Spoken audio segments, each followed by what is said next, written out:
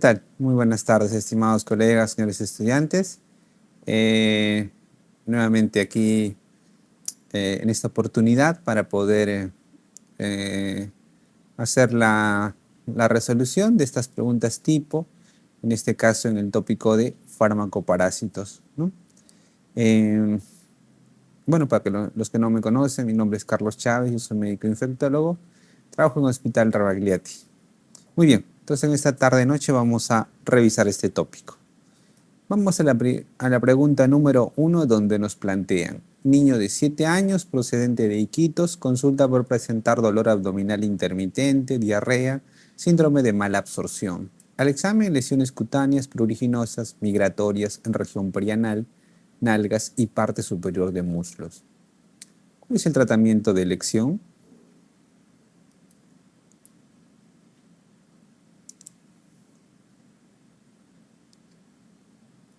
Ok, nos dice que viene de Iquitos, ¿no? Un niño de 7 años. El dolor abdominal intermitente, diarrea y síndrome de mala absorción, bueno, es bastante general. Uno por síndrome de mala absorción podría pensar Giardia, ¿no? Recordemos que Giardia es el efecto fisiopatológico más importante al final de cuentas, es un síndrome de mala absorción. Así que por ahí podríamos inclinarlos, aunque eso no es absoluto. Recordemos, hay otros parásitos que también lo van a provocar por efecto mecánico, ¿no? Los propios helmintos como Ascaris lo pueden hacer, algunas tenias también, ¿no? Podrían generar también esa condición. Así que no es absoluto, pero digamos, por ahí podríamos orientarlo. Sin embargo, nos dice más abajo al examen, ¿no? Lesiones cutáneas pruriginosas migratorias en región perianal, nalgas y parte superior de los muslos, ¿no? Entonces aquí tendríamos que entender que lo que probablemente nos están describiendo aquí son lo que se conoce como una larva currens, ¿no? El trayecto cutáneo de una larva que se comporta usualmente como una larva migrante cutánea, ¿no? Que en este caso específico probablemente es una larva currens, ¿no? Están haciendo referencia a la estrongiloidiasis, ¿no? Lo que nos están describiendo que es un caso de estrongiloidiasis, probablemente ese trayecto cutáneo, recuerden, el trayecto cutáneo del estrongiloide se denomina larva currens, o le llaman larva currens, ¿no? A estas lesiones que son como eritematosas, como pequeños cordones eritematosos serpenginosos y que parecen migrar, cambiar en el tiempo, ¿no? Esa es la característica de las larvas, en general de las larvas cutáneas, en este caso específico de la larva cutánea migrante por estrongiloides. Entonces, en cuyo caso el tratamiento es ivermectina. Así es, ivermectina, ¿no? Es el tratamiento de elección para todas las formas invasivas de estrongiloidiasis. Mujer, 29 años, procedente de un distrito urbano marginal, desde hace 9 meses presenta diarreas y moco que alternan con constipación. 5 meses antes se agrega hiporexia, flatulencia. Al examen una PA de 160, una frecuencia cardíaca 92, laboratorio de 11.4 gramos, hematocrito de 34, ELISA HIV negativo. Heces con quistes y trofozoitos. ¿Qué tratamiento indicaría?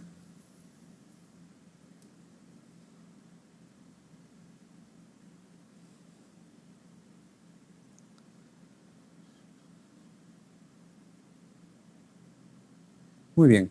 Viene de una zona, bueno, urbano marginal, ¿no? Una mujer adulta joven, sin aparentes comorbilidades, ¿no? Incluso descartan que es HIV negativo, ¿no? Y tiene 9 meses de diarrea sin moco, ¿no? Es decir, probablemente lo que quieren destacar acá es que no tiene ni moco, ni sangre, ni pujotenesmo, es decir, no hay colitis, ¿no? Y que alternan con periodos de constipación. Además, hiporexia, flatulencia, que de repente ese sería un dato importante aquí. Hay algo de anemia, pero nada marcado después de eso. Y en el examen de ese se encuentran quistes y trofozoitos, ¿no? Entonces, Si bien el cuadro clínico podría sugerir una giardiasis, ¿no? Es una giardiasis probablemente lo que nos quieren referir. Igual por descarte, ustedes van a las alternativas. Si les dicen que en ese se están encontrando quistes y trofozoitos, es un protozoo. Y de los que están aquí, ivermectina no le hace a los protozoos, praziquantel tampoco. El metronidazol es muy bueno contra los protozoos y el albendazol algo. Algo les hace el albendazol a los protozoos, pero si tienen que elegir entre metronidazol y albendazol para tratar un protozoo, será metronidazol el que marquen ahí, ¿no? Entonces, por descarte también pueden llegar. Lo que nos están describiendo acá es un caso de giardiasis, muy probablemente. Por este cuadro subagudo de diarrea alternado con episodios de constipación, las flatulencias, normalmente postpandriales, suelen ser muy características, aunque obviamente no son patognomónicas para nada. Y el hecho de encontrar quistes y trofozoitos y destacar en el cuadro clínico que no hay colitis, o sea, no hay síndrome disentérico, ¿no?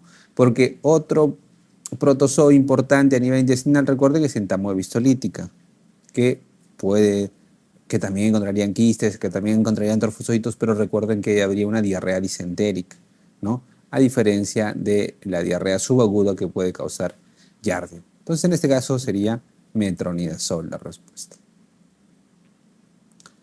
Varón, 21 años, ingresa por sensación de falta de aire, prurito generalizado, indica que estuvo en el parque hace 2 horas y sintió una picadura en su brazo, se halla saturando 90%, sibilancias audibles. ¿Cuál es el manejo inmediato?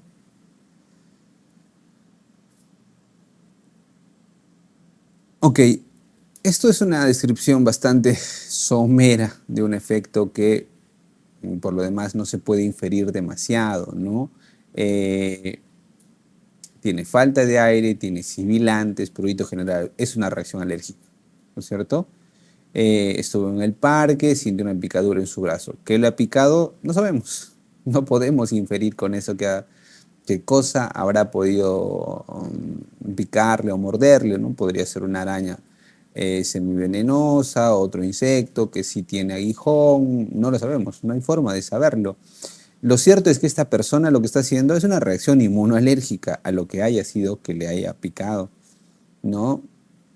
Y entonces, si viene con esas características, obviamente habrá que darle tratamiento respectivo para una alergia severa, que en este caso será pues adrenalina, ¿no? Lo que hay que colocar. Muy bien. Mujer, 51 años, diagnosticada de malaria grave por falciparum en visita a Loreto. Tiene una parasitemia del 6%, alto grito de 21, bilirrubina total de 7, creatinina en 2.7, aún excreta 60 ml de orina por hora, pronto se siente obnubilada, se inicia cuidados intensivos con verificación regular de creatinina, vigilancia estrecha, buscando hipoglicemia, fenobarbital endovenoso para evitar convulsiones, ventilación mecánica para proteger vías respiratorias e intercambio de transfusión para tratar parasitemia elevada. ¿Cuál sugiere iniciar la OMS como primera opción si son los únicos a la mano? Bueno, están describiendo un cuadro de falciparum, ¿no? Un cuadro grave de falciparum con todas las complicaciones que se pueden ver por disfunción orgánica múltiple. Entonces, ¿cuál sería el tratamiento para un falciparum en nuestro contexto? Recuerden, es artesunato. El artesunato es el backbone, es la columna vertebral del tratamiento para falciparum en el mundo, ¿eh? En el mundo. Hay pocas zonas que todavía mantienen sensibilidad a cloroquina. Algunas zonas de Centroamérica podrían todavía tener sensibilidad a cloroquina, pero en el resto usualmente hay resistencia de alto grado a cloroquina. En algunas todavía puede servir, por ejemplo, el Fansidar, ¿no? Esa combinación de sulfadoxina más pirimetamina, pero en el resto, como es en nuestro caso también, solo queda el artesunato, ¿no? ¿Cuál es la mala noticia? En Tailandia ya han descrito cepas resistentes a artesunato, ¿no? Entonces no tenemos muchas opciones fuera del artesunato para ese tipo de malaria. Número 5. Se sospecha que un hombre de 45 años tiene un absceso amebiano en el hígado, la bilirrubina sérica está ligeramente elevada, el conteo leucocitario es de 11.000, pero hay eosinofilia. ¿Qué debería incluir la línea inicial de tratamiento? Entonces es un varón, 45 años, tiene un absceso amebiano, ¿no? O sea, ya tenemos definido el contexto. En este caso hay bilirrubina sérica ligeramente elevada, un conteo leucocitario de 11.000 con eosinofilia. Entonces, ¿cuál sería el tratamiento para esta condición?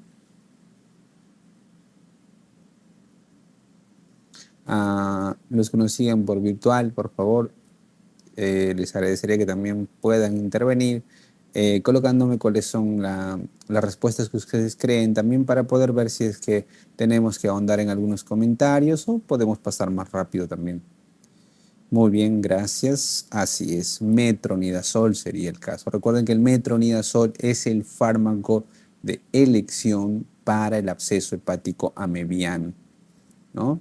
Es un fármaco que mata muy bien todos los trofosocitos de entamoeba histolítica, mata todos esos trofosocitos que también pueden estar en, en el intestino, pero recuerden ustedes que su actividad contra los quistes de entamoeba histolítica es muy pobre. Entonces, de lo que adolece el metronidazol es de matar los quistes en el intestino. Ese es su grave defecto, digamos, su gran problema, ¿no? Por lo tanto, para complementar la actividad del metronidazol, si queremos hacer un tratamiento completo, sería agregarle un quisticida, ¿no? Digamos, si quisiéramos hacer un abordaje completo de la entamoeba histolítica. Un gran problema para nuestro contexto es que estos quisticidas, como se les llama, no llegan al Perú. No tenemos paramomicina, no tenemos diyodihidroxiquinoleína, furoato de diloxanida, ninguno de ellos llega al Perú, ¿no? Entonces, en nuestro contexto, por ejemplo, no le damos quisticidas. Entonces, desde el punto de vista epidemiológico, ese es un problema. Desde el punto de vista clínico, no hay mucho problema. Ustedes le dan metronidazol y el paciente va a mejorar, ¿no? Porque el que da problemas son los trofosocitos. Pero si no le da un quisticida, lo que va a ocurrir es que durante algún tiempo en las heces esta persona va a seguir eliminando quistes en entamoeba histolítica. Y eso, por supuesto, va a constituir una fuente de infección para otras personas. Ese es el gran problema de no contar con quisticidas. Vamos, en la 6. Un grupo de alumnos de San Marcos realiza un campamento de 5 días en una zona rural. Semanas luego, en uno de los asistentes aparece una erupción eritematosa de tipo serpenginoso, inflamatorio y prurítico en glúteos.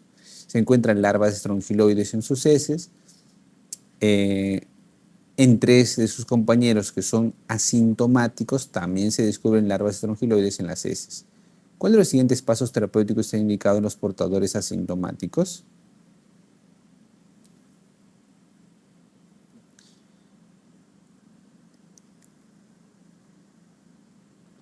¿Qué harían en esos casos? ¿Tratan o no tratan? Así es, tienen que darle tratamiento. Hay que darle ivermectina, ¿no? Así sea asintomático, el estrongiloide así se trata. Porque, sobre todo en inmunocompetentes, podría ser asintomático, pero obviamente se va a constituir en fuente de infección, podría de repente eventualmente complicarse con invasión, con formas invasivas de estrongiloides, así que siempre que se detecte hay que tratarlo. Mujer padece leucorrea y prurito. A la exploración vaginal se observa una mucosa hiperémica con gránulos y petecas en cérvix. El frotis muestra un parásito flagelado móvil. ¿Qué tratamiento daría? Así es. Lo que nos están describiendo aquí es un cuadro de tricomoniasis, ¿no? Característicamente, casi siempre ponen que es un cérvix en fresa, ¿no? Un cérvix eritematoso con puntos en gránulos blanquecinos, otros puntos petequiales, con una leucorrea normalmente verdosa, maloliente, ¿no? Eh, y el tratamiento de elección es el metronidazol, ¿no? El metronidazol es el fármaco de elección para tratar tricomoniasis, ¿no? En este caso, por ejemplo, tinidazol es una buena alternativa. Lo que pasa es que tinidazol es un poco más caro, pero en efectividad es igual al metronidazol. Igual al metronidazol en efectividad, así que es una buena alternativa si el paciente tiene la oportunidad de comprarlo. Varón, 22 años, procedente de zona selvática, presente en la cara interna del antebrazo derecho desde hace 2 meses, úlcera indolora de superficie granular y sin secreción purulenta. No se evidencia compromiso de mucosas, la biopsia al microscopio electrónico muestra presencia de amastigotes intracelulares. ¿Cuál es el tratamiento de elección?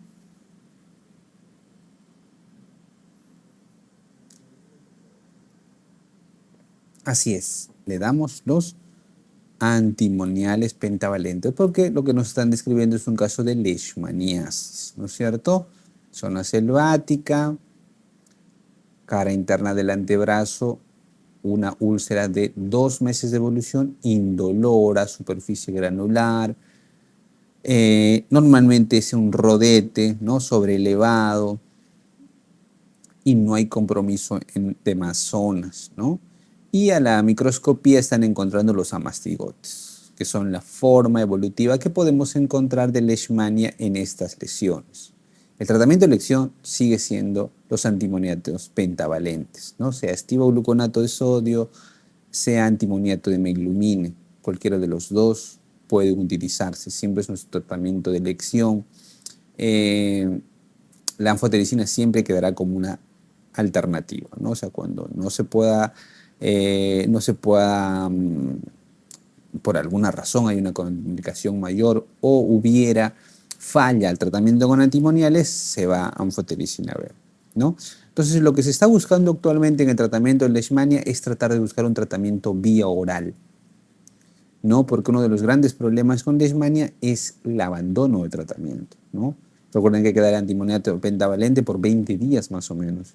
Y muchas de estas personas trabajan temporalmente en esas zonas, o sea, trabajan 10, 15 días y viven en otras zonas, ¿no? O sea, solo van a trabajar un corto tiempo y muchas veces no completan el tratamiento, ¿no? Entonces, uno de los grandes retos es buscar un tratamiento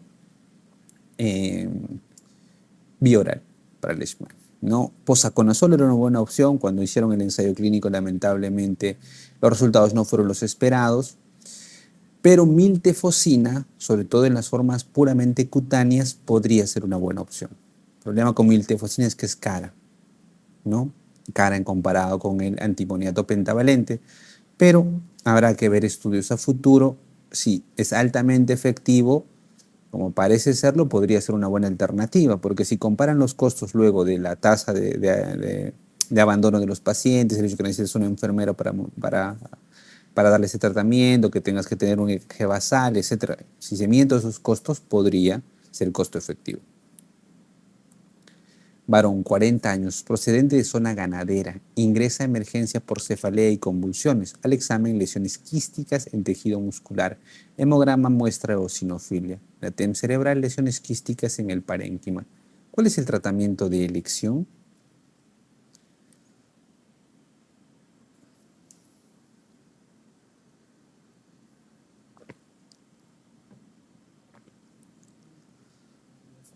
Así es, sería albendazol. Lo que nos están describiendo que es un cuadro de cisticercosis. Así es un cuadro de cisticercosis, ¿no? Zona ganadera, es el factor epidemiológico, cefalea y convulsiones, ¿no? Recuerden, la cisticercosis es la principal causa de síndrome convulsivo o de epilepsia secundaria, ¿no? En zonas endémicas como es nuestro país y más en zonas ganaderas, ¿no? Le encuentran lesiones quísticas en el tejido muscular. Recuerden, el cisticerco se puede ir al músculo, sí, pero el músculo no tiene la connotación de estar en el sistema nervioso central, ¿no? Entonces, muchas veces es un hallazgo. De hecho, en las zonas endémicas, cuando ustedes le toman una radiografía a un paciente por X razón, en el músculo pueden encontrar pequeñas calcificaciones. Esas pequeñas calcificaciones son un vestigio de que tuvo cisticercosis, ¿no? Y el problema más importante es siempre el compromiso del sistema nervioso central, que es más frecuente en el ser humano. En el caso de En los animales se va más al músculo esquelético, en el caso del ser humano, lamentablemente se va más al sistema nervioso central y genera estas lesiones eh, de cisticerco en cerebro, ¿no? En cuyo caso el tratamiento, si hablamos solamente del tratamiento farmacológico, es el albendazol, ¿no? Sin embargo, hay que recordar siempre que el cisticerco es un ser vivo, ¿correcto? Cumple un ciclo de vida, ¿no? Recuerden, en la naturaleza el cisticerco normalmente lo tiene el cerdo, ¿no es cierto? Entonces, el cerdo es sacrificado, lo comemos, ingerimos su carne y luego con eso completamos el ciclo biológico haciendo que se desarrolle la tenia en el intestino del humano, ¿no es cierto? Eso es lo que ocurre normalmente en la naturaleza. Pero este cisticerco, si no es ingerido, ¿no? Para poder completar el ciclo, este cisticerco va a involucionar y se calcifica finalmente, con o sin tratamiento, ¿no? Entonces es importante recordar, o sea, el cisticerco cumple un ciclo de vida. El detalle es que cuando es joven, recién se ha implantado, normalmente no va a dar problemas, porque está como encapsulado. Pero cuando va a degenerar, o sea, ya está yendo a degeneración, porque este cisticerco puede vivir alrededor de 3 a 5 años más o menos. Cuando ya está más o menos hacia el segundo año y ya está envejeciendo, por decirlo así, genera una reacción inflamatoria. Y esa reacción inflamatoria que genera es lo que activa focos epileptógenos y genera la sintomatología en el sistema nervioso central. Entonces, en ese contexto, ¿el tratamiento puede ayudarle? Sí. Con el tratamiento lo que hace es acelerar la muerte de ese cisticerco y asegurarse que se va a calcificar, ¿no? Pero si no le dieras tratamiento, igual se va a morir, solo que lo va a hacer en más largo tiempo. Y el problema en ese caso es que, claro, el paciente va a estar convulsionando, puede hacer hipertensión intracraneana, puede hacer complicaciones, ¿ya? Entonces es importante que tengan en cuenta eso porque el tratamiento también va a depender de la forma de presentación clínica. Recuerden, hay 3 formas de presentación clínica en la cisticercosis cerebral. La más común es la parenquimatosa, la que estamos acostumbrados a ver y que debuta con convulsiones. Pero existen otras 2 formas que son más graves. Una es la forma meningia. El cisticerco está en las meninges y ahí es más fácil que crezca. En el parénquima como que la glía y el resto de neuronas le opone cierta resistencia al crecimiento del cisticerco, pero en las meninges no, es más laxo, más fácil. Entonces crece más y puede obstruir fácil el drenaje del líquido cefalorraquídeo, lo puede llevar a hipertensión intracraneana más fácilmente. Y el otro es el intraventricular. Igual, crece más fácilmente, está libre ahí. Y eso hace que también más fácilmente obstruya el drenaje del líquido cefalorraquídeo y lleve a hipertensión intracraneana. Porque algunos pacientes debutan con hipertensión intracraneana. Y cuando debutan con hipertensión intracraneana, recuerden, lo primero es salvar el cerebro y eso es poniendo una válvula de derivación. Entonces, con la válvula de derivación se restablece el flujo en el líquido cefalorraquídeo, salvas esa hipertensión intracraneana, salvas la muerte de más neuronas y esa es la emergencia. Luego tendrán que ponerse a discutir si requiere o no albendazol. ¿Correcto? Entonces es importante que recuerden eso porque no todo cisticercosis automáticamente es darle albendazol. Hay que ver la forma de presentación, hay que ver el estadio en el que está el cisticerco y ver si realmente amerita o no tratamiento. ¿Ya? Muy bien. En el análisis de heces de rutina se encuentran huevos de Strongyloides estercoralis.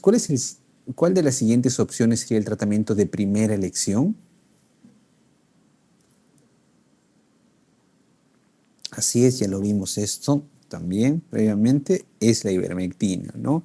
Un medicamento que se ha usado durante muchísimo tiempo en medicina veterinaria. Y es curioso porque la ivermectina surgió como una alternativa primero para matar Onchocerca volvulus, la famosa ceguera de ríos, que era un problema muy importante en algunas zonas del África.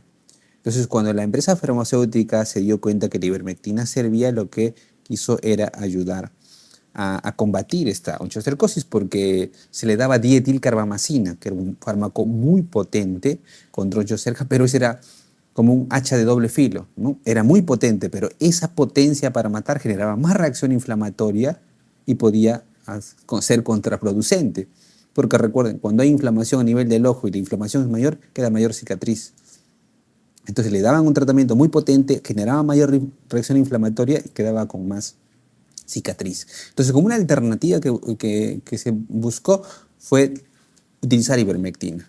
Entonces, cuando le dan la aprobación para que utilice ivermectina, calculan las dosis, genera el fármaco, le dicen, ok, vas a utilizar la ivermectina, pero si resulta útil, te tienes que comprometer a proveer del fármaco a países donde onchocerca es un problema, ¿no? Hasta donde se lo sigue cumpliendo.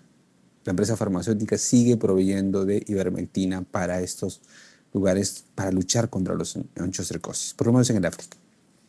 ¿Correcto? Luego, en el estudio, ivermectina es un fármaco bastante noble, tiene un amplio rango terapéutico y cada vez se le han ido descubriendo más propiedades, ¿no? Se vio que tenía actividad contra los ácaros, entonces por eso es una alternativa también para ácaros. Luego se vio que era una alternativa con estrongiloides porque antes de la ivermectina se utilizaba el triclavendazol, el tiabendazol se utilizaba, que era un besnidazol similar al albendazol, pero que tenía buena actividad con estrongiloides, pero solo en el intestino. Cuando salía del intestino su actividad era menor. Entonces no había una alternativa fiable hasta que apareció la ivermectina y suplió ese nicho terapéutico. Era el tratamiento y es el tratamiento de elección para estrongiloides, ¿no? Entonces la ivermectina es un fármaco bastante útil. Luego, cuando se han hecho estudios in vitro, se vieron que podía inhibir el crecimiento viral, incluso del HIV, del dengue, y por eso es que ocurrió el ya famoso mal uso que se hizo durante la pandemia, ¿no? Porque inhibía el SARS-CoV-1 y entonces dijeron, vamos a ver, sí, inhibe el SARS-CoV-2 también, así que la ivermectina es la salvación para la pandemia. Y se hizo un uso indebido de la ivermectina durante la pandemia. Finalmente hicieron un ensayo clínico y demostraron pues, que no sirve, ¿no? Resultado clínico no hay. In vitro podría inhibirlo, pero no tiene ninguna repercusión clínica, ¿no? Entonces, lamentablemente, ese es un ejemplo del mal uso que se puede hacer de extrapolar a veces solo resultados in vitro con resultados clínicos. Hay situaciones en las que no queda de otra, sí, es cierto. Hay situaciones en las que no tienes más con qué decidir y podrías decidir utilizarlo en una situación muy particular, ¿no? Utilizando un fármaco que solamente ha demostrado actividad in vitro. Es cierto, se puede usar a veces, digamos, en medicina se puede dar ese uso, pero no masivamente, no como una indicación terapéutica para todos. Muy bien, vamos, 11. Escolar de 14 años llega a emergencia indicando que fue mordido en zona glútea derecha por una araña que tenía en la parte inferior del abdomen una marca en forma de reloj de arena. Posterior a la mordedura presenta dolor muy intenso en dicha zona, hipotensión, hipersalivación y espasmos musculares difusos. ¿Cuál es el tratamiento inicial de elección? ¿A qué accidente se están refiriendo aquí?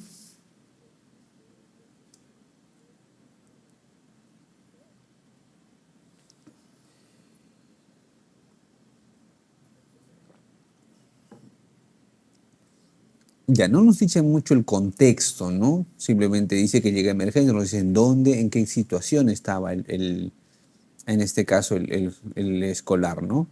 Dice que fue en zona glútea y la araña, que la vieron, probablemente la han aplastado, etcétera, y la han visto que tenía en la parte inferior del abdomen una marca en forma de reloj de arena. Normalmente esto es como eh, es rojo, y imita un reloj de arena, ¿no? Una parte gruesa primero, una parte angosta hacia el medio y una parte gruesa después. Y lo que predomina en este accidente es el dolor. Dolor intenso en la dicha zona y manifestaciones simpático-parasimpáticas, hipotensión, hipersalivación, fases neurotóxicas podría haber, espasmos musculares, luego el dolor es migratorio, etcétera, pero normalmente no da la característica placa libeloide, la necrosis que da el oxoceles. Este es un accidente latrodéctico. Es un accidente latrodéctico. Este normalmente ocurre más en contexto de que la persona está en el campo, está trabajando en chacra. Es más frecuente en ese contexto, ¿no? Pero el cuadro clínico es el que nos describen acá. Obviamente no va a cambiar mucho porque por simplemente deducción dirían hay que darle el antídoto, ¿no es cierto? Hay que darle el antídoto porque ninguna de las otras alternativas que nos ponen ahí podría ser una opción tampoco para marcar. Pero es un accidente latrodéctico, como también nos hacen saber aquí por el chat, así que me parece muy bien, están muy atentos. Es un accidente raro de ver este, ¿eh? Es mucho más raro que el accidente loxocélico, que es más frecuente de ver. ¿Hasta cuántas horas en el tiempo ideal para indicar el suero antiloxocélico?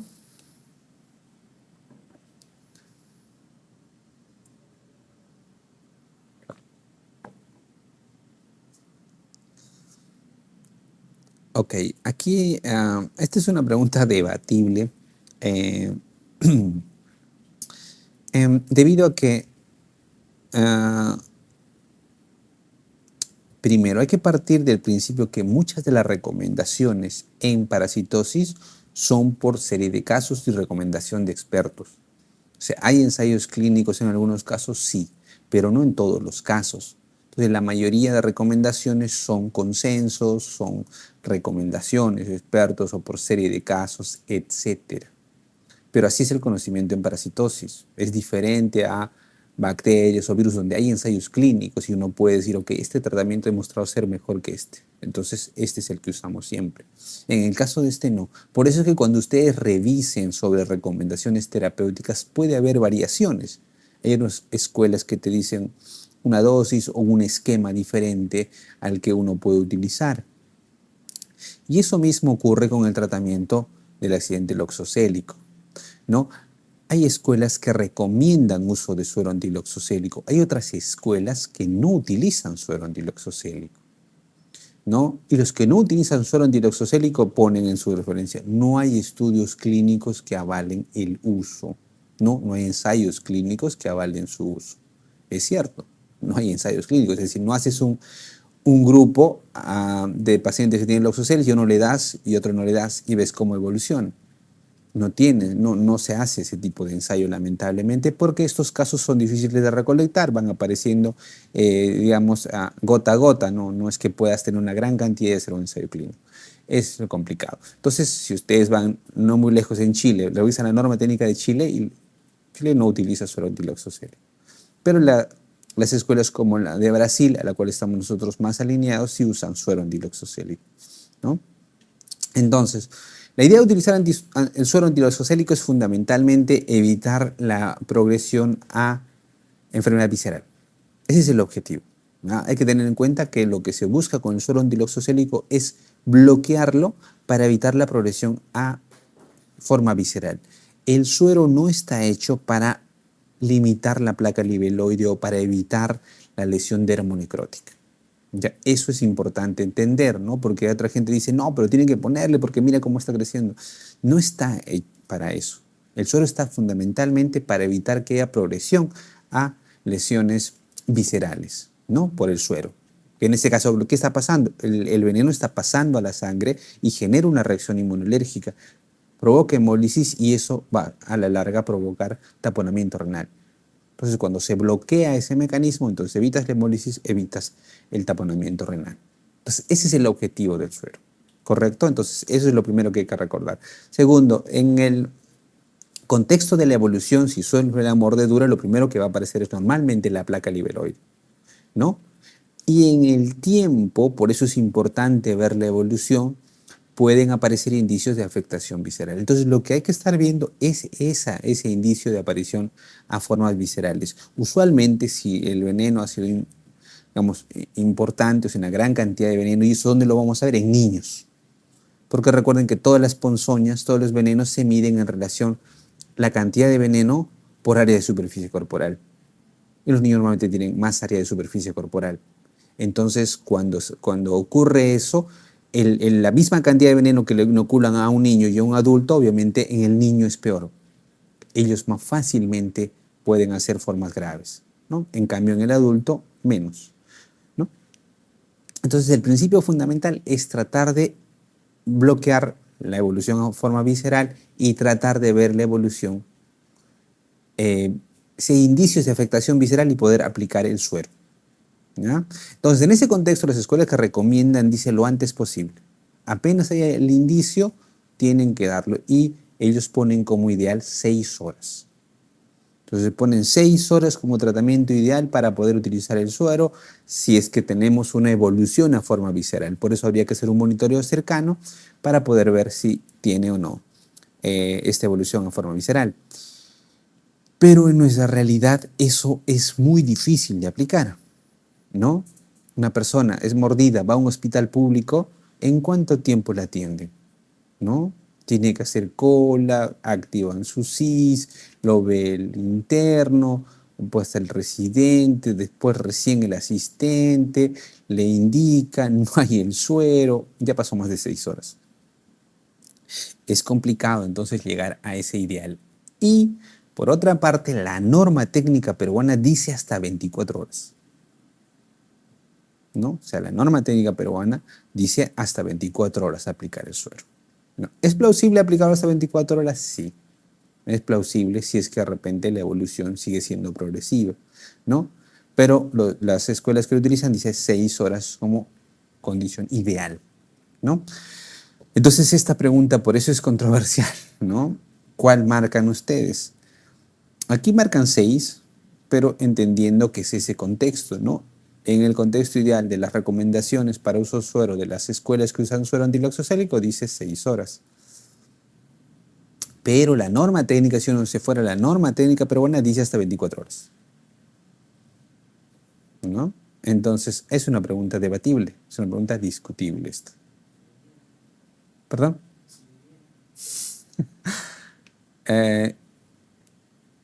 Si decimos tiempo ideal, 6 horas. Si dijera según norma técnica peruana, 24.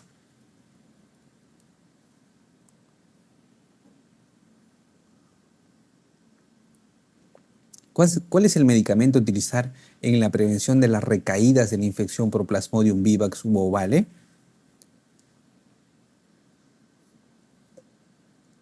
Ya, eso tiene que ver con, recuerden, la formación de hipnozoitos. Los hipnozoitos son esos esquizontes a nivel hepático que no se rompen, ¿no? Recuerden que en la evolución de malaria normalmente se forman esquizontes a nivel hepático y cuando ya están repletos, ya están rechonchos, se rompen, vacían todo el contenido de estos merozoitos hacia el torrente sanguíneo. Y luego van a hacer lo mismo en los eritrocitos donde van a generar los esquizontes a nivel sanguíneo, a nivel de los eritrocitos, ¿no es cierto? Entonces, algunos de estos esquizontes a nivel hepático no se rompen y quedan latentes, se quedan a nivel hepático. Eso constituye los hipnozoitos. Y ahora sabemos que estos hipnozoitos son responsables de las recaídas, ¿no? Porque obviamente ha quedado latente ahí el parásito, no se ha roto, y si el tratamiento no ha sido adecuado, no recibió el tratamiento completo, una infradosis, etcétera, y quedan hipnozoitos, puede ocurrir que más adelante se rompan, liberen los parásitos y el cuadro nuevamente empiece. Es una recaída por malaria en ese contexto, ¿no? Eso es más fácil de ver en la actualidad, sí. Porque antes, obviamente, en una zona endémica era difícil saber si era una recaída o es que una nueva infección, o sea, nuevamente le ha picado el mosquito, ha generado el cuadro y está apareciendo malaria, ¿no? Pero cuando ahora en la época de migraciones una persona está en Iquitos y a los días o las horas ya está en Lima, y luego en el tiempo ya no vuelve a ir y desarrolla un cuadro de malaria, entonces podemos saber que es una reactivación. No todos los plasmodios hacen hipnozoitos, Vivax y Ovale lo pueden hacer, Malariae no lo hace, Falciparum tampoco, no hacen hipnozoitos. Y el único fármaco del que disponemos que puede tratar esos hipnozoitos es la primaquina. Por eso es la importancia de este fármaco. Es el único que mata hipnozoitos, ¿no? Después pueden pueden cambiar otros fármacos para matar las formas activas, los trofosocitos circulantes o los melosocitos circulantes. La cloroquina si es sensible, si no responde, pues podrías usar el artesunato incluso, ¿no? El fancidar, etcétera. Se pueden utilizar otras combinaciones, pero no hay forma de sustituir a la primaquina. Es el único que mata hipnozoitos. 14. ¿Cuál es el fármaco de elección para el tratamiento de la estrongiloidiasis? Bueno, eso ya lo hemos comentado, está repetido, es la ivermectina. ¿Cuál es el tratamiento farmacológico de la fasciolasis hepática?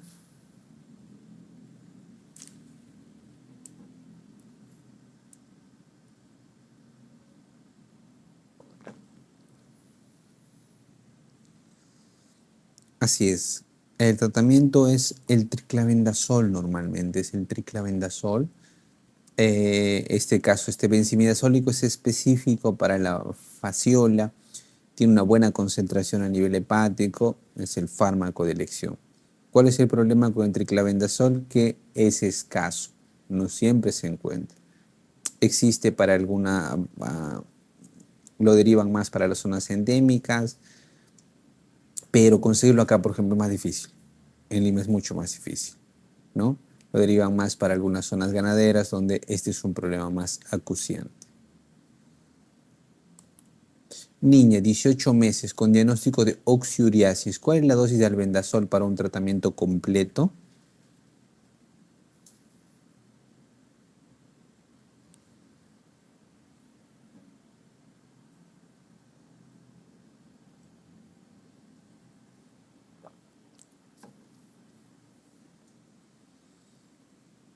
¿Qué le darían?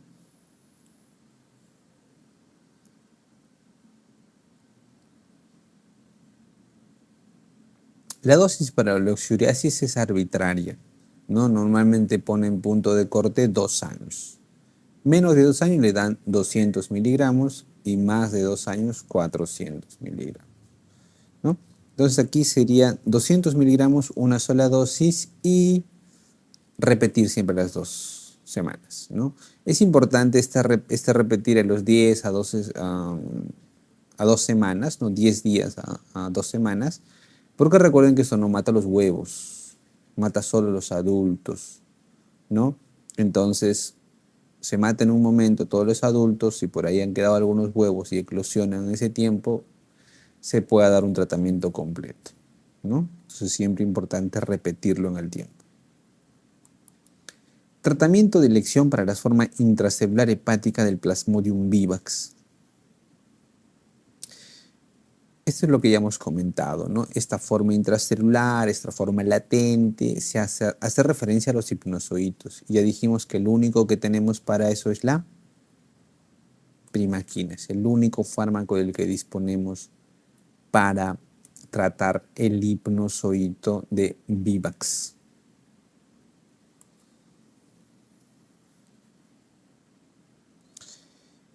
¿En cuál de las siguientes parasitosis el albendazol no es el fármaco de elección? Así es, estrongiloides, porque ahí va ivermectina. ¿El albendazol le puede hacer algo al estrongiloides? Sí, pero no es el tratamiento de elección. Puede matar algunas formas intestinales, pero fuera de eso no es un tratamiento de primera línea. ¿Cuál de los siguientes efectos adversos se asocia con mayor frecuencia al uso de quinina? Ya, recuerden, la quinina es un fármaco muy antiguo, de hecho del primero que se utilizó para tratar malaria, ¿no?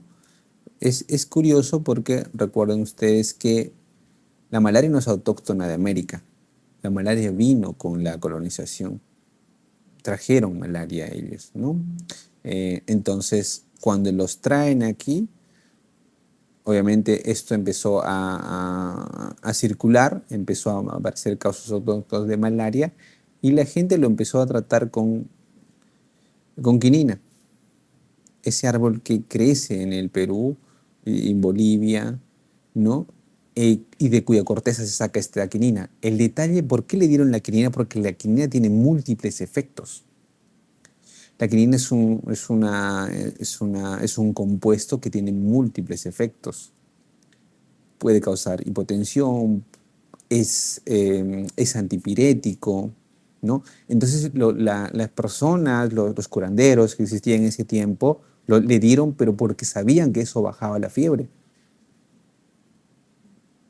Pero curiosamente se demostraría después que mataba al Plasmodium, ¿no?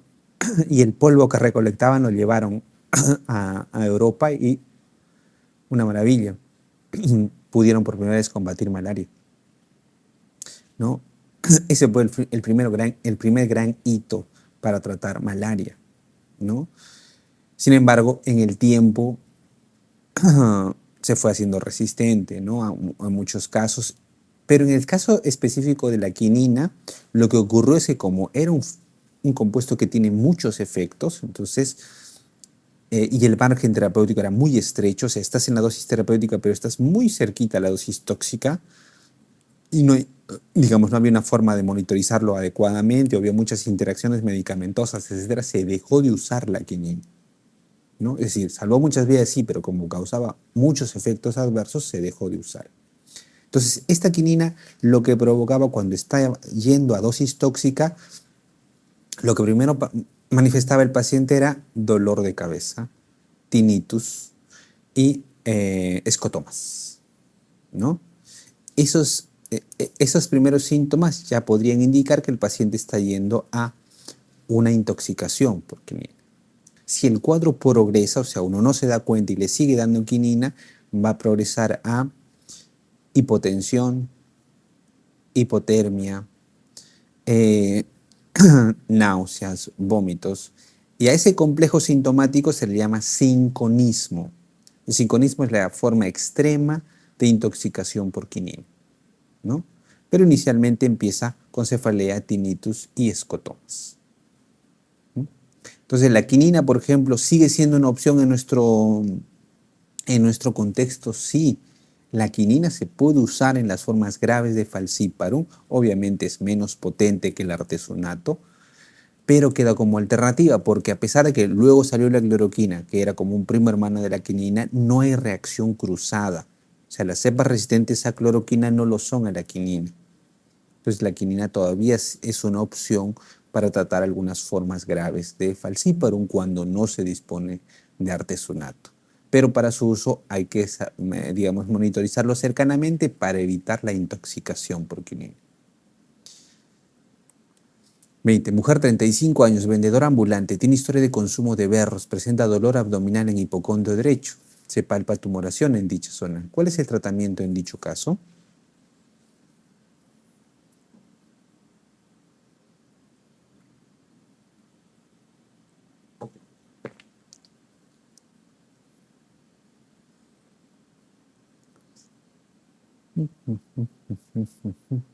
Muy bien. Aquí el factor epidemiológico que nos va a orientar es el consumo de berros, ¿no? Este tipo de vegetal crece zambullido en agua, ¿no?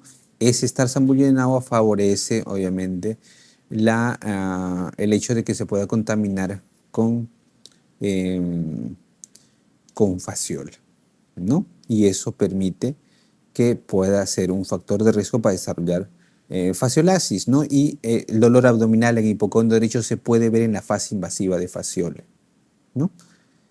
Entonces, ¿el tratamiento cuál sería?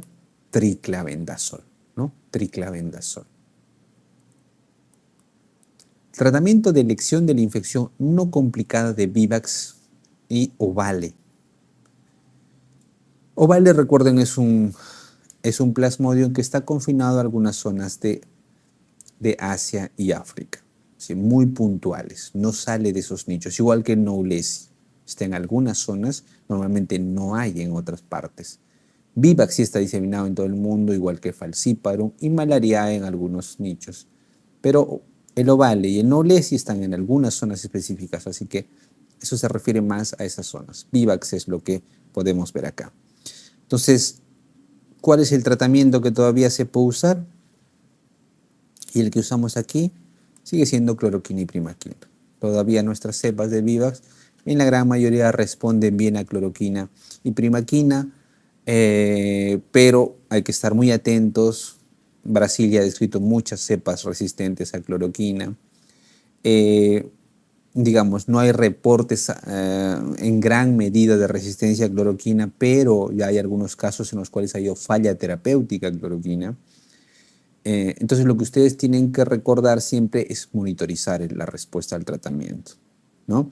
Recuerden, cuando ustedes le dan cloroquina y primaquina, o sea, tienen una gota gruesa, lo pueden cuantificar, les van a decir 3 cruces, ¿no? Le dan cloroquina, primaquina, lo que tienen que esperar que de manera práctica, al tercer día usualmente negativizan la gota gruesa, es negativa la gota gruesa. Claro, eso aunado a una respuesta clínica adecuada. Eso lo van a ver más en 70% de los casos si es sensible, ¿no? Si hubo una carga viral muy alta, es posible que al tercer día todavía encuentres gota gruesa positiva. No hay problema. Si clínicamente está bien, puedes esperar hasta el séptimo día incluso para que se haga negativa la gota gruesa. Eso no es resistencia, ¿no? La resistencia normalmente va a ocurrir que después del séptimo día encuentres parasitemia positiva. Eso es un tipo de resistencia, la resistencia tipo 1 normalmente, ¿no? Que siga habiendo una gota gruesa positiva, ¿no? La otra es de que en los 30 días siguientes aparezca nuevamente gota gruesa positiva, ¿no? Significa que hay una recaída. Es la tipo 2. Y la tercera, que sería la más grave, es que tú le des cloroquina y primaquina y nunca logres negativizar, ¿no? O sea, le das el tratamiento y al tercer día sigue siendo la gota gruesa en alto nivel y el paciente clínicamente no va bien. Esa es la resistencia de tipo 3, es la más grave, ¿no? Y esa usualmente representa una mutación real. La tipo 1 y tipo 2 podría ser por falla de la medicación, porque por interacciones medicamentosas o no toma la dosis, no toma bien el medicamento o le están dando una infradosis.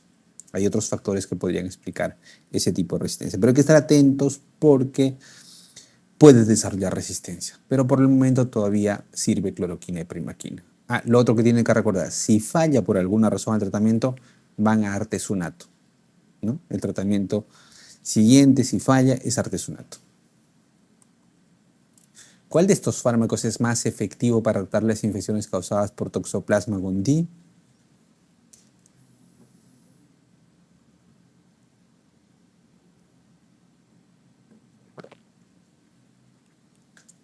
¿Qué le darían?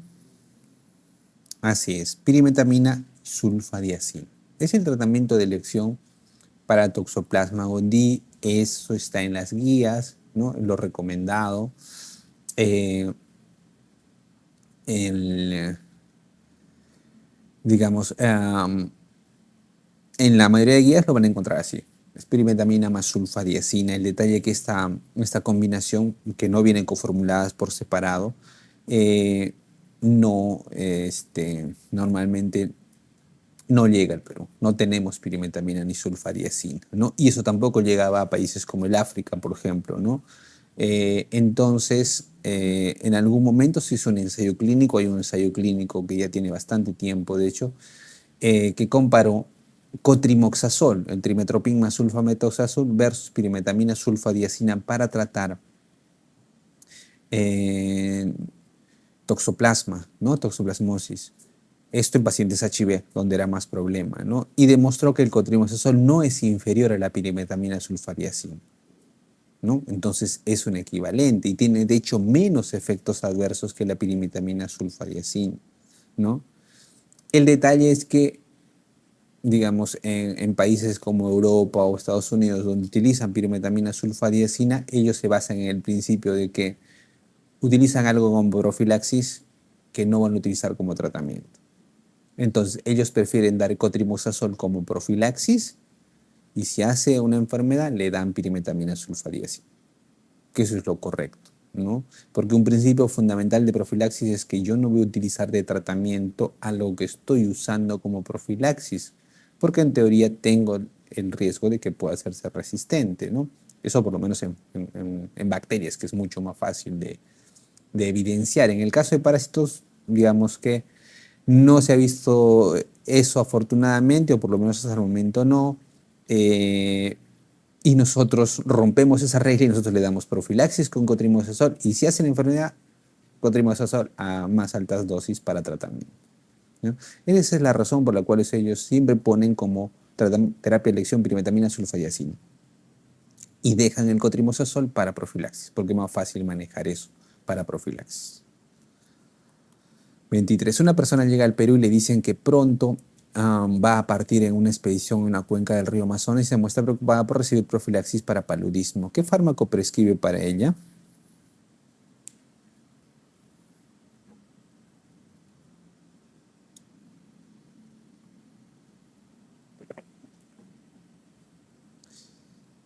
Ya. Este es otro ejemplo de lo que les comentaba previamente, ¿no? Normalmente el principio nos dice yo no debo usar como profilaxis algo que voy a usar como tratamiento. Y ese es uno de nuestros inconvenientes también en malaria. ¿Por qué? Porque en malaria lamentablemente la creciente resistencia limita nuestras opciones terapéuticas. Ahora, en malaria, recuerden, el objetivo de la profilaxis no es evitar la malaria. Eso es lo que hay que entender y hacerle entender al paciente también. Si se opta por profilaxis, no es que el paciente no vaya a desarrollar malaria, porque eso no evita la picadura de la anófeles. Lo que puede hacer la profilaxis es que el cuadro no sea tan grave. Entonces, ¿todos van a profilaxis? No. ¿No? Se debe dar profilaxis solamente a los pacientes que tienen algunas condiciones graves que podrían hacer que si desarrolla la enfermedad, digamos, sea muy difícil de tratar, ¿no? Entonces son pacientes que tienen algunas hemoglobinopatías, problemas en médula ósea, ¿no? O alguna comorbilidad grave que requiera, que tenga que viajar imperiosamente a la selva, porque si un paciente, por ejemplo, tiene una hemoglobinopatía, es preferentemente no viaje, ¿no? Pero si tiene que viajar por alguna razón, bueno, se le puede ofrecer esto a sabiendas de decirle, mira, no evita malaria, pero si hace podría hacer que el cuadro sea más leve. Entonces, en ese contexto se le puede dar. Lo otro que tienen que entender es, la profilaxis está dirigida a falciparum, ¿no? Porque eso es lo que puede ser grave. Vivas de repente es un poquito más manejable, pero falciparum no. La forma grave puede ser pues, mortal, ¿no? Entonces, la profilaxis va dirigida ahí. Entonces, en nuestro contexto, lamentablemente, por alta resistencia tenemos pocas opciones de tratamiento, o sea, y menos opciones para profilaxis. No tenemos muchas opciones, ¿no? Entonces, entendiendo eso, entendiendo el contexto, por ejemplo, del Perú, porque está diciendo que llega al Perú y va a ir a la Amazonía del Perú, entendemos, ¿no? Tendríamos que darle un tratamiento que la va a proteger parcialmente, por lo menos, para falciparum. Entonces ahí estamos hechos, porque tenemos muy pocas opciones. De las alternativas que nos dan aquí, el único que podría utilizarse es la mefloquina, entendiendo que mefloquina lo usamos como tratamiento. Recuerden, nuestro tratamiento para falciparum, ¿cuál es? Artesunato más mefloquina. Y primaquina más le asocia, ¿no? Pero está parte del tratamiento, ¿no? Entonces, ¿se puede usar? Sí. No es lo ideal, por supuesto que no es lo ideal, pero se podría usar la mefloquina, ¿no? ¿Qué sería lo ideal? Por ejemplo, darle atomacona más proguanil, pero no tenemos eso, ¿no? Si tuviéramos atobacona más proguanil sería una opción. ¿Por qué? Porque podrías darle como profilaxis atobacona más proguanil y reservas la mefloquina solo para tratamiento, ¿ya? Pero hay que entender siempre, solo evita que el cuadro pueda ser más grave, no evita la infección como tal. ¿Qué efectos secundarios de este fármaco son más comunes? Bueno, la mefloquina es un fármaco bastante bien tolerado, sobre las dosis que se le da, que no hay mucho problema, ¿no? Así que algunas molestias gastrointestinales son los que se ha descrito principalmente. Este agente actúa como bloqueador neuromuscular en los nemátodos intestinales.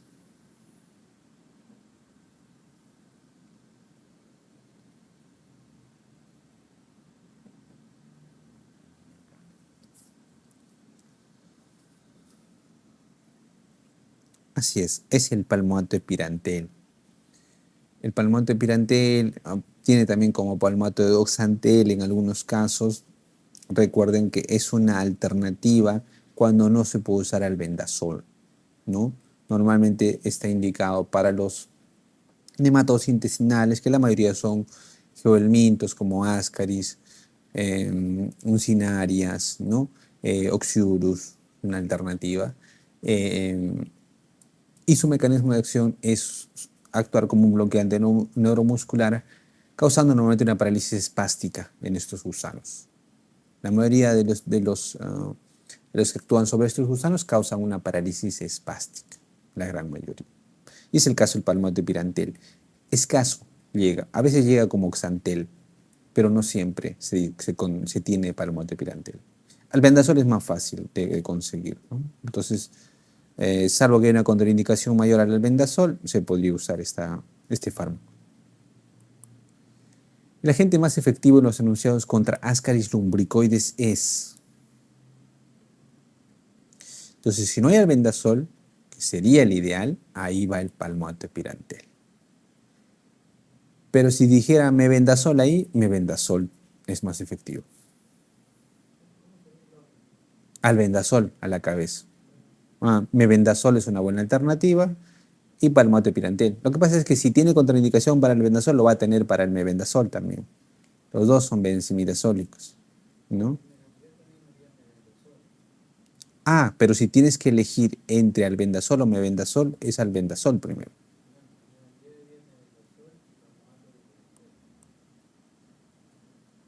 No, pero dice acá cuál agente actúa como bloqueante neuromuscular. Los benzimidazólicos actúan, recuerden ustedes, inhibiendo el acoplamiento de la tubulina en el gusano y evitan la captación de glucosa también. Entonces su mecanismo es diferente. En cambio, el palmato epirantel sí actúa como un bloqueante neuromuscular. Entonces es por el mecanismo de acción.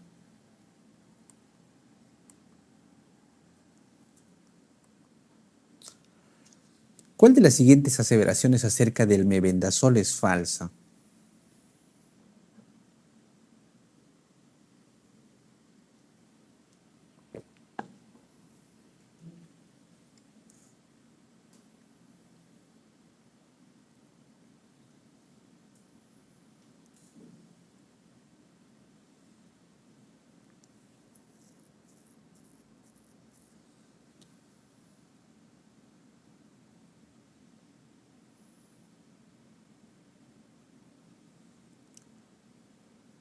¿Cuál creen que es la falsa ahí?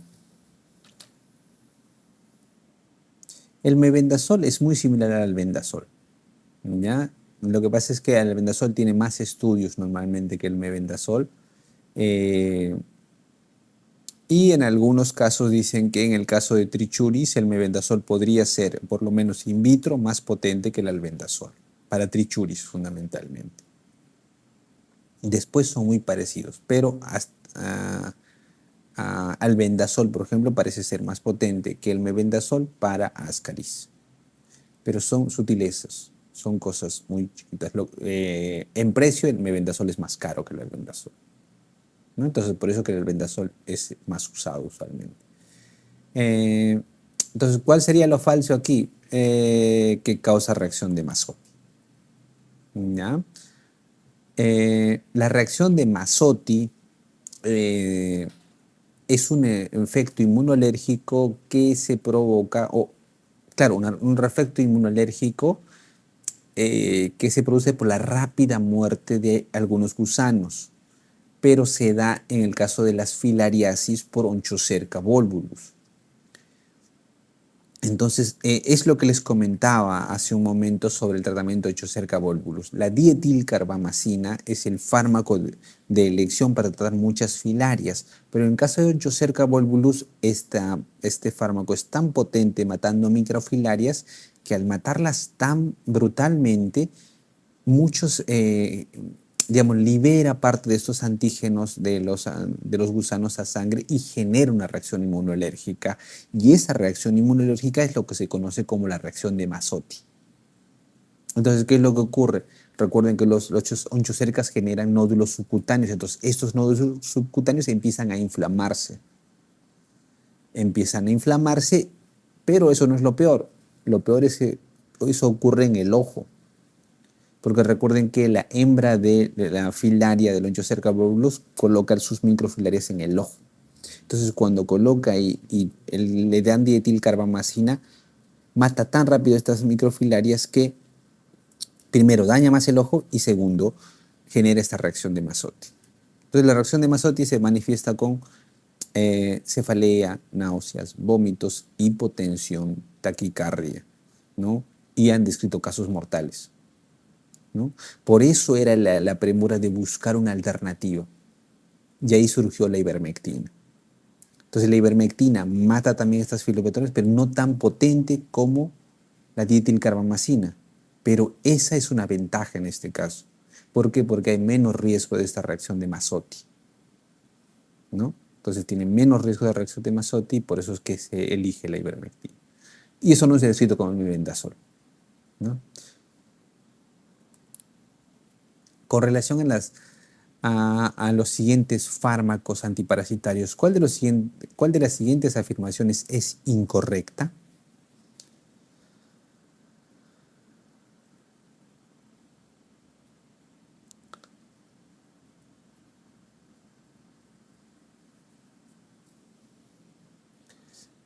A ver, vamos. ¿Los estodiasis o teniasis responden bien al praziquantel?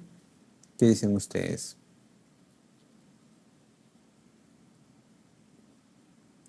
Eso es verdadero. El praziquantel es el fármaco de elección para los cestos. ¿Ya? Entonces, es siempre el praziquantel. Recuerden, praziquantel es sinónimo cestos. Mata muy bien todos los cestos. Dietilcarbamazina efectiva con la filaria es lo que decíamos anteriormente. Mata muy bien las filarias. Pero lamentablemente es tan potente que es contraproducente en el caso específico de onchocerca, pero sigue siendo útil en Burrecheria, por ejemplo, y Brugia malayi, la dietilcarbamazina. Se ha usado ivermectina para el tratamiento masivo de onchocercosis, es algo que también les he comentado, eso es correcto. El triclavendazol es el fármaco de elección para las infecciones intestinales por nemátodos. Esa sería la incorrecta. No, a pesar de que el triclavendazol es un benzimidazólico, no se usa para las infecciones por nematodos intestinales porque su actividad es muy pobre ese nivel. Actúa mejor a nivel a nivel hepático y tiene una actividad mucho más potente contra fasciola. Por eso es que se utiliza para esta indicación, pero para el resto usualmente no tiene indicación.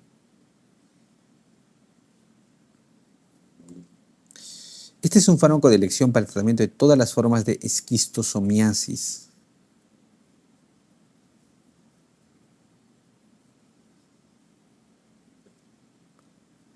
¿Qué es el esquistosoma? ¿Qué tipo de parásito es?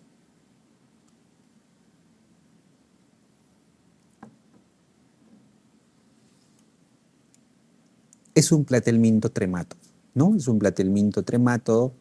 La diferencia con el resto de platelmintos como fasciola, o paragonimus, ¿no? Que también son platelmintos tremátodo, es que el esquistosoma tiene diferenciación macho y hembra, ¿no? El resto normalmente son hermafroditas. Fasciola, paragonimus son hermafroditas. Esquistosoma tiene ya diferenciación macho y hembra, ¿no? Esa es una diferencia importante. No se han descrito casos en el Perú, lamentablemente, como publicados, pero hay comunicaciones verbales. Yo personalmente he visto un caso también donde no hemos encontrado, digamos, un nexo epidemiológico que la persona haya viajado fuera del Perú y desarrollo. Los dos casos que he visto son personas que tenían cirrosis establecida, ¿no? No se sabía la causa de la cirrosis, muchos quedan como NASH, recuerden. Y uno se encontró por anatomía patológica y el otro sí, en la orina se vio el gusano, ¿no? Estamos juntando los casos para poder reportarlos, ¿no? porque hasta donde sabemos no hay nexo epidemiológico, o sea, no se ha encontrado, digamos, un nexo epidemiológico que haya ido fuera del Perú. Entonces, debe haber, sí, es posible. En otras latitudes existe normalmente esquistosoma. El tratamiento para la esquistosomiasis es el praziquantel. Normalmente el praziquantel, recuerden siempre, mata platelmintos, en general céstodos en particular, y le hace alguno de estos platelmintos tremátodos también. El agente más efectivo contra Burrecheriia bancrofi, bueno, están perdonados de no saber porque no tenemos Burrecheriia bancrofi aquí. Eso sí, Burrecheriia bancrofi se ha escrito mucho en el África. En Sudamérica solamente están pegados al Atlántico. En las Guyanas, algunas zonas de Brasil que van pegadas tienen algunos casos de Burrecheriia o Brugia malayi. Y estos normalmente responden bien a la dietilcarbamazina, que es lo que les decía, es el fármaco que se ha utilizado históricamente para el tratamiento de todas las filarias, responde muy bien, pero ya saben ustedes lo contraproducente que podría ser en el caso de Onchocerca volui. Este es un fármaco de elección para el tratamiento de la mayoría de infecciones por tenias, excepto Heminolepsis nana.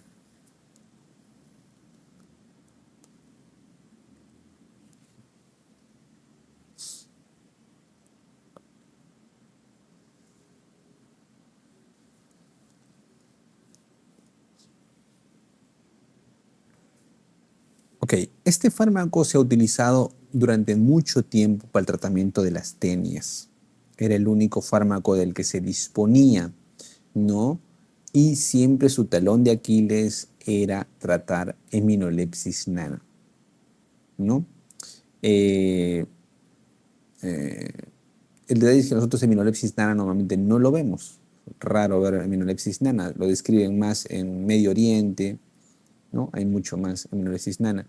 El hecho es de que ellos escribían muchas recaídas y entonces había que repetir y repetir los ciclos con este fármaco para poder eventualmente resolver este problema de aminolepiasis, lo cual no ocurría con el resto, ni tenia o difilum, difilobotrium respondían bien. El talón de Aquiles de este fármaco siempre fue la heminolepsis nana. Había que repetir muchos ciclos para ver si podía eliminarlo. Estamos refiriéndonos a la niclosamida. La niclosamida era el fármaco de elección para estos cestos, exceptuando la heminolepsis nana. La heminolepsis nana siempre un problema para tratar. Cuando apareció el praziquantel obviamente lo desplazó completamente porque el praziquantel era mucho más fácil de usar, mataba casi todas las tenias, así que se convirtió en el fármaco de elección.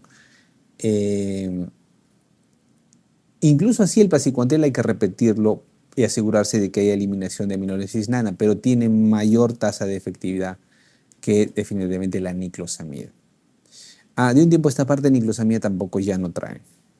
Raro que traiga niclosamida.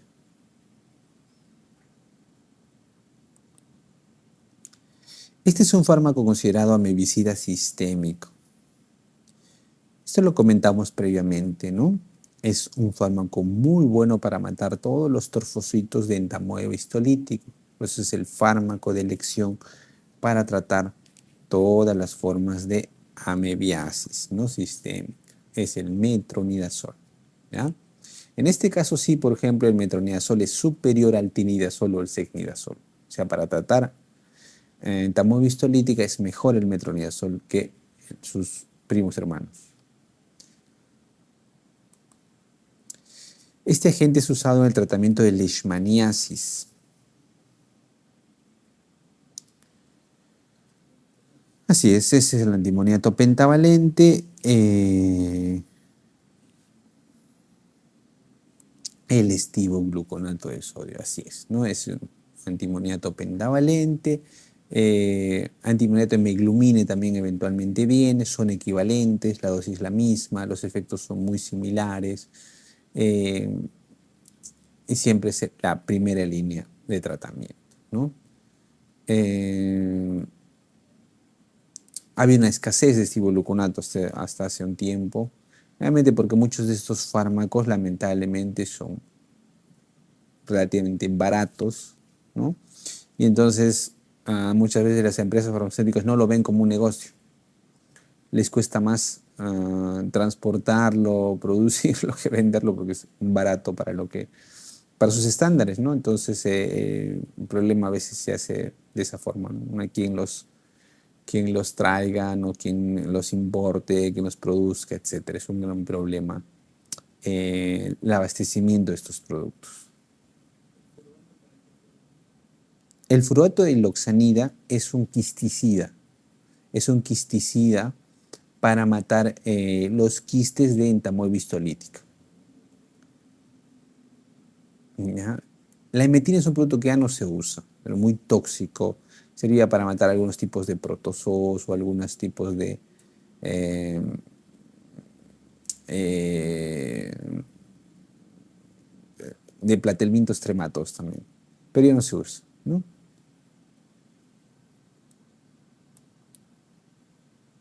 Para el tratamiento de la microsporidiasis se recomienda.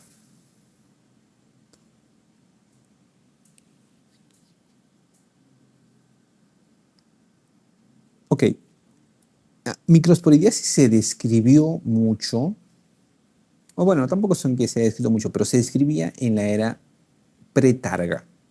O sea, cuando no existía tratamiento para el HIV, eh, estos pacientes llegaban pues a inmunosupresiones severas, tenían CD4 muy bajos durante mucho tiempo. Entonces, esa condición de inmunosupresión tan severa daba tiempo para que estos pacientes desarrollaran infecciones por este tipo de hongo, porque el Mycosporidium es un hongo, ¿no? Pero históricamente lo van a encontrar en el libro de parásitos, porque siempre se ha descrito como un parásito. Se pensaba que era un protozoo. Pero luego cuando se han hecho los estudios filogenéticos, ahora se sabe que es un hongo. Pero curiosamente responde al albendazol. Por eso es que lo catalogaron siempre como un protozoo o como un parásito. Entonces en los libros lo van a encontrar como parte de la descripción de parásitos, pero ahora sabemos que es un hongo. Eh, y viéndolo como hongo es mucho más fácil de entender, porque en el resto de parásitos, recuerden, el ciclo biológico es bien bonito, ¿no? Pueden sacar toda la cadena de cómo ocurren los eventos en los parásitos. En el Mycosporidium era muy difícil, porque a veces otros parecían ser inhalados, otros parecían ser deglutidos. Y eso sí se puede ver en un hongo, pero en el resto de parásitos normalmente no, ¿no? Entonces responde al albendazol. Y se veía, pues, en estos pacientes que estaban muy inmunosuprimidos, en ellos podía verse microsporidiasis, que puede ser causa de diarrea, de mala absorción, y más raramente y formas invasivas, ¿no? En los cuales el paciente podía generar incluso encefalitis, ¿no? Pero son casos más raros. Actualmente es rarísimo ver microsporidiasis porque difícilmente un paciente va a quedarse con un CD4 muy bajo durante mucho tiempo, ¿no? Porque obviamente ahora ya hay tratamiento, se puede recuperar con tratamiento antirretroviral. Hombre de 48 años de edad, inmigrante de México, se presenta con convulsiones y otros síntomas neurológicos. En muestra de ese se observan huevos de Taenia solium. En la resonancia magnética cerebral se observan numerosos quistes, algunos calcificados. ¿Cuál de estos fármacos sería beneficioso para este paciente? Así es, lo que están describiendo acá es un caso de cisticercosis, ¿no? Probablemente esta pregunta la han hecho en Estados Unidos, por eso ponen inmigrante en México. Lo que quieren hacer, denotar es simplemente que viene de una zona endémica, ¿no? Y bueno, tiene convulsiones y le están encontrando huevos de Taenia solium en las heces. Esto puede darse si hasta en un 30% de los casos han visto la coinfección, es decir, tienen el cisticerco en la cabeza y tienen la Taenia solium en el intestino, ¿no? Porque recuerden, y esto es una pregunta recurrente y muchas veces fallan, ¿no? ¿Cómo adquirimos la tenia en el intestino? ¿Cómo el hombre desarrolla la tenia intestinal en el intestino? La tenia solium, perdón. ¿Cómo, cómo se adquiere la teniasis? ¿Qué es lo que tiene que ingerir? Tiene que ingerir el cisticerco, ¿no? El cisticerco en la carne contaminada, así es. Tiene que ingerir el cisticerco que está en la carne contaminada del cerdo, ¿no? Cuando ingiere ese cisticerco, libera el protoescoles que está en el cisticerco, eso se convierte en la cabeza del gusano, se ancla en la mucosa y a partir de eso se desarrolla el adulto de la tenia solium. Eso es lo usual, ¿no? El cerdo como huésped intermediario, nosotros como huéspedes definitivos que permitimos el desarrollo adulto del gusano. El gusano desarrollará sus proglótides grávides y sus proglótides grávides luego se desprenderán con los huevecillos que salen en las heces. Normalmente eso sale en las heces, el cerdo se alimenta de alimentos o contaminados con las heces del humano y este desarrolla el cisticerco en su músculo esquelético. De esa manera se completa el ciclo, ¿no es cierto? Entonces lo usual es que seamos nosotros solamente huéspedes definitivos para tener solium. Pero para que el hombre desarrolle el cisticerco en su cabeza, tiene que haber necesariamente fecalismo, ¿no? Recuerden, fecalismo hace referencia a la contaminación de agua o alimentos con heces humanas. Entonces, tiene que haber fecalismo sí o sí, ¿no? ¿Por qué? Porque primero, el huevo es tan duro que necesita ser roto por la acidez gástrica. Entonces tiene que pasar por el estómago. Necesariamente la acidez gástrica rompe el huevecillo y libera el embrión hexacanto. Y es este embrión hexacanto el que va a salir atravesar el intestino, pasar al torrente sanguíneo y el torrente sanguíneo lo va a llevar al cerebro. Y ahí desarrollar el cisticerco. ¿Correcto? Entonces, esa es la forma como el hombre desarrolla la cisticercosis, ¿no? Entonces, es un error común en el ideario popular está que si tiene cisticerco en la cabeza, es porque ha comido carne de cerdo contaminada. Y eso no es así directamente, ¿no? Si la persona consume carne de cerdo contaminada, lo que va a desarrollar es la tenia en su intestino. Ahora, para que llegue a su cabeza, tiene que haber fecalismo, sí o sí. Entonces, es cierto que muchas personas son la propia fuente de su infección, ¿no? Hacen deposiciones, no se lavan bien las manos y luego se ponen la mano a la boca, permitiendo la entrada de los huevecillos y que pueda llegar a su cerebro, ¿no? Pero tiene que haber ese paso necesariamente, ¿no? Entonces, eso es importante recordar, es una pregunta recurrente y lamentablemente muchos colegas lo olvidan en el tiempo, ¿no? Y siempre piensan que es por comer carne de cerdo, la cisticercosis en el humano.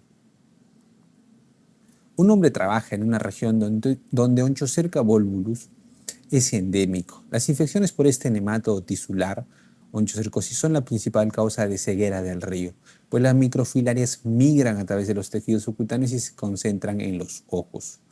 ¿Cuál se puede usar profilácticamente para evitar onchocercosis? Esto es lo que les comentaba anteriormente, ¿no?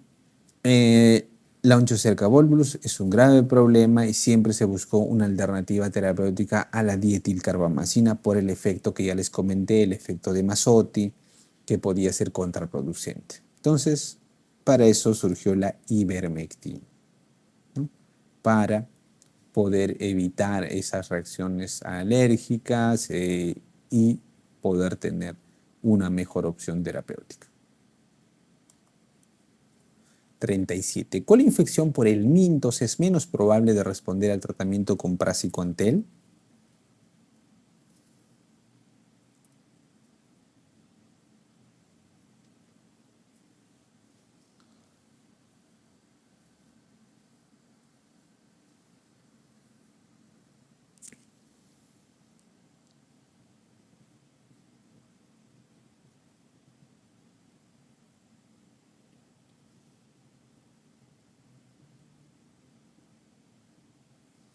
¿Qué marcarían ahí?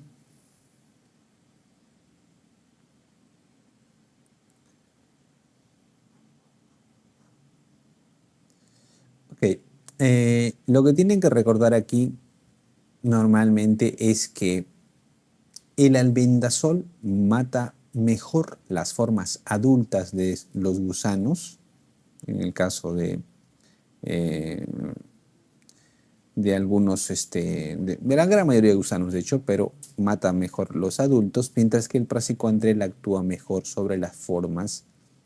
Perdón, lapsus. Es el praziquantel el que actúa mejor sobre los adultos de los céstodos, ¿no? Por eso es la terapia de elección, mientras que el albendazol parece responder mejor a las formas intermediarias de algunos de estos céstodos. Entonces, el principio general es ese. Si es un adulto, yo prefiero darle praziquantel, y si es una forma intermediaria, una forma larvaria de ese gusano, prefiero darle albendazol.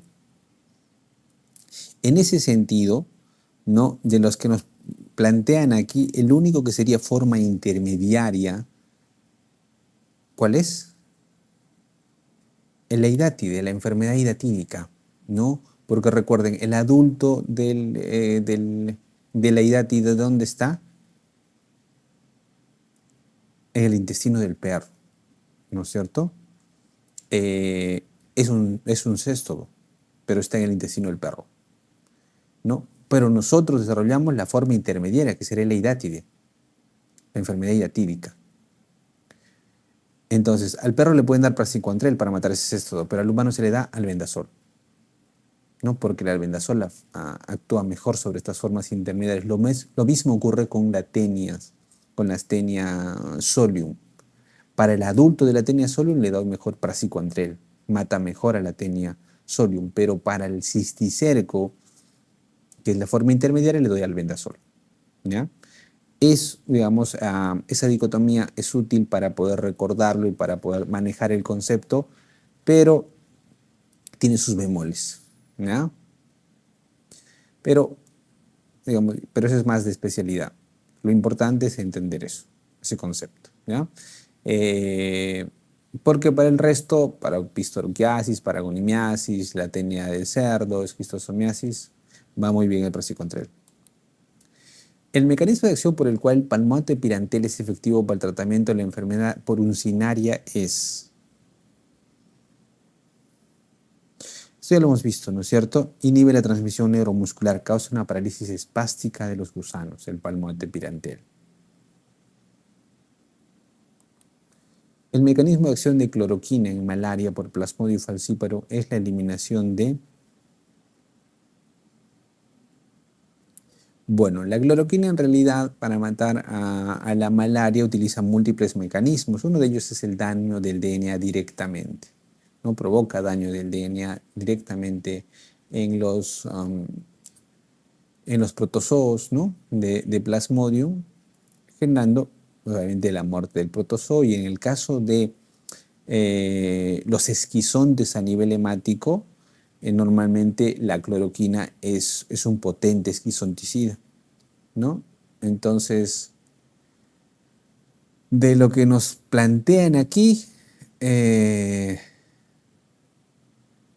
sería los estadios eritrocitarios, porque mata los esquizontes, pero a nivel de los eritrocitos, ¿no?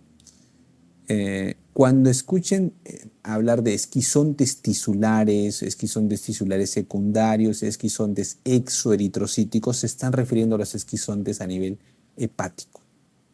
Todos son sinónimos, ¿no? En vez de decir esquizonte hepático, pueden decir tisulares secundarios,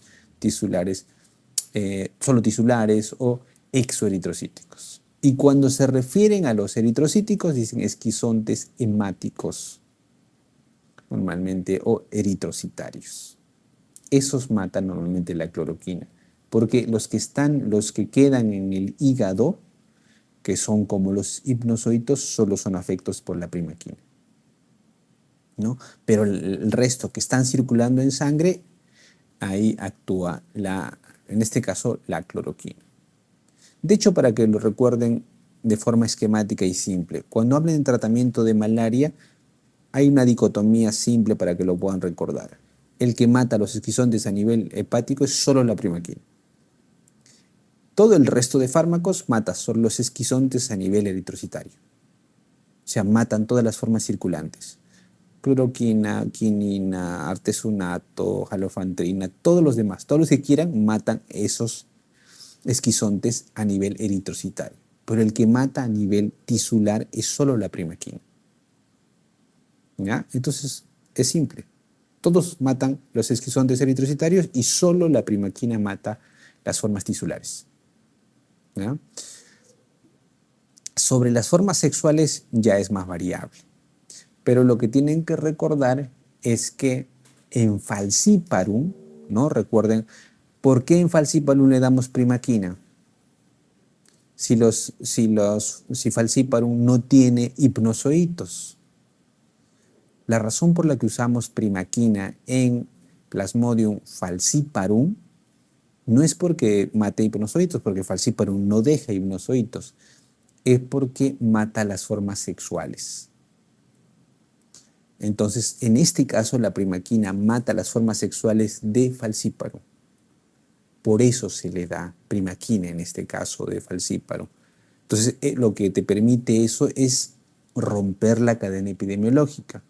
Le doy tratamiento para que el paciente no se complique y al darle primaquina lo que estoy haciendo es matar los gametocitos. Y si mato los gametocitos, ¿qué ocurre? Que cuando el mosquito chupe sangre, no se va a llevar los gametocitos. Entonces ya no va a desarrollar el falciparum y rompemos la cadena epidemiológica. Evitamos que se siga propagando el brote. Esa es la razón de usar primaquina en falciparum. Se decide correctamente recetar metronidazol a una mujer con tricomoniasis para tratar una infección. ¿Qué debe prevenir a la paciente que evite mientras está tomando este medicamento? Es el consumo de alcohol. Esta es una pregunta recurrente, usualmente siempre la hacen. Recuerden que este efecto es denominado el efecto antabús.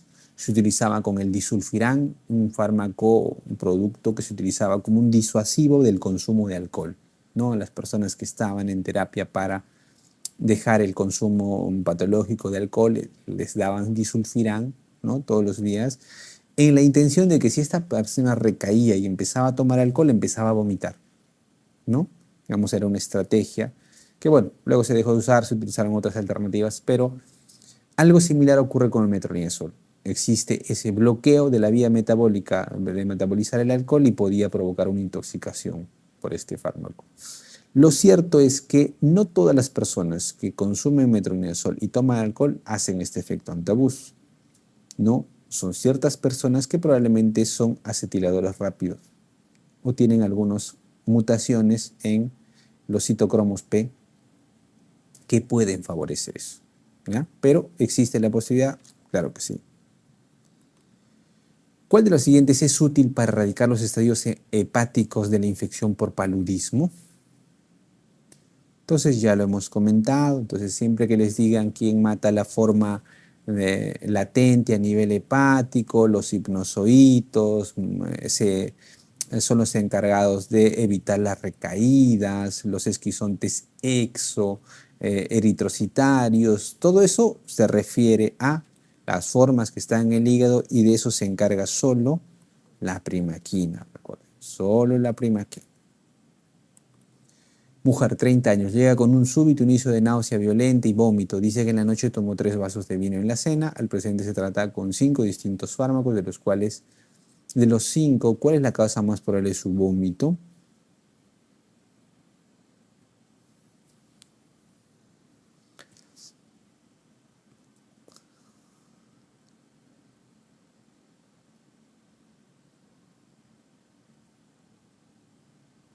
Bueno, si tuviéramos que elegir, pues el metronidazol, ¿no? Porque sabemos que está descrito como el efecto antabús, famoso que ya hemos comentado.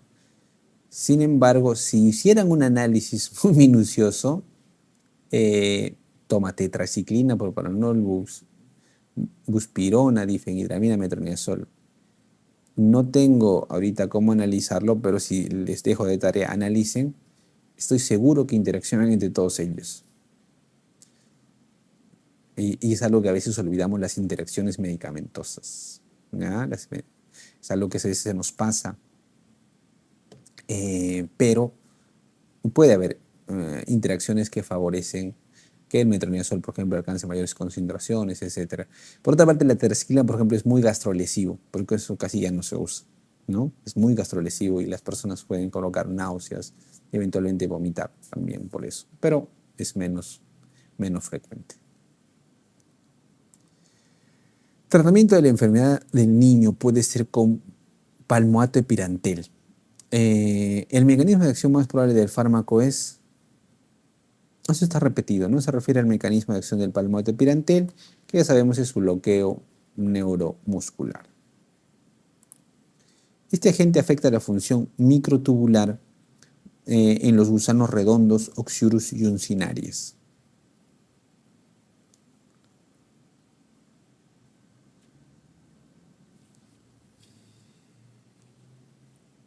Son los benzimidazólicos.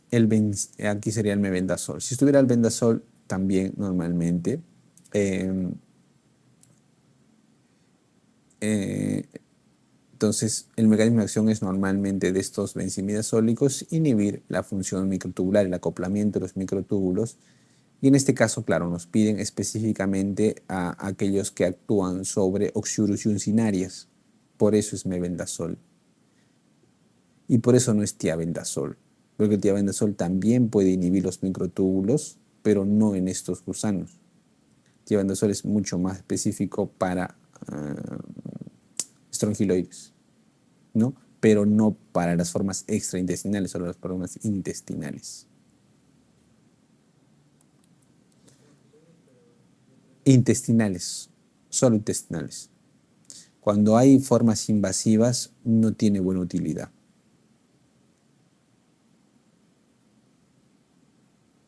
Todos estos fármacos son activos contra los nemátodos. ¿Cuál causa parálisis muscular al activar receptores para el transmisor inhibidor GABA? No. En este caso actúa sobre los inhibidores GABA. Los inhibidores GABA lo que van a provocar es una parálisis flácida. Entonces, los que provocan parálisis flácida, o el único que provoca parálisis flácida, es la piperacina. Es un fármaco que tampoco llega al Perú.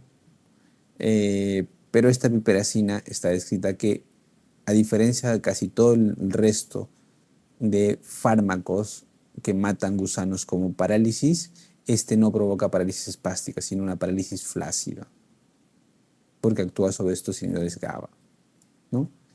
Y esta es la razón por la que la piperacina es una opción en el caso de, o está descrito por lo menos, porque obviamente no hemos tenido nosotros oportunidad de usarlo alguna vez,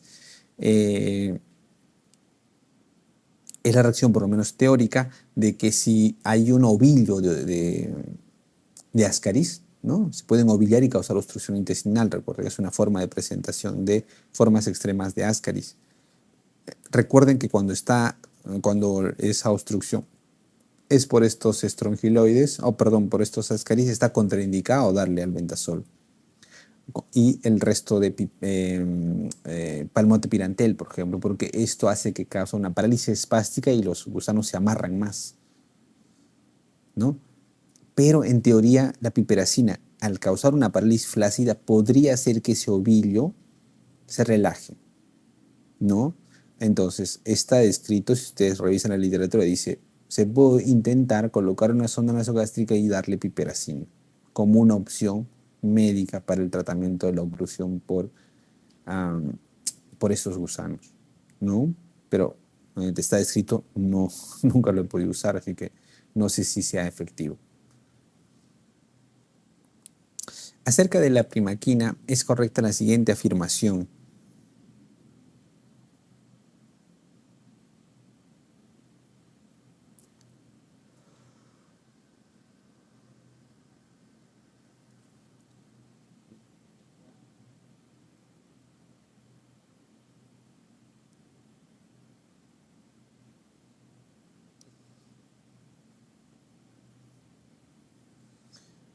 Ok, la afirmación correcta sería que los individuos deficitarios de glucosa 6-fosfato deshidrogenasa están en riesgo de anemia hemolítica.